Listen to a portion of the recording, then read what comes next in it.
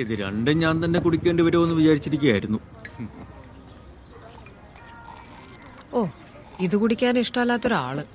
ഡാ, ഞാനേ ആ ട്രാവൽ ഏജൻസി പോയി. അതാ വൈകിയത്. സ്വീഡനിലും അത്യാവശ്യം ഗോൾഡൻ വീസ പരിപാടിയുണ്ട്.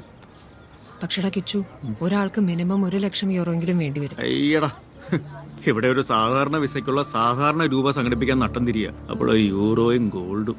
എന്റെ പൊന്നോ, നടക്കണ കാര്യമല്ലോ ആലോചിക്കും. Okay, fine. ഓക്കെ.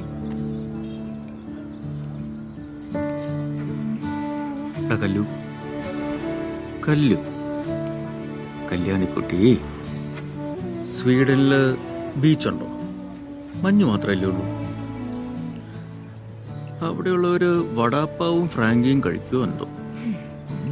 ഇല്ല കിച്ചു, നിനക്ക് വരണോന്നില്ലെങ്കിൽ അതങ്ങ് പറ. വെറുതെ വട്ടം കളിക്കാതെ.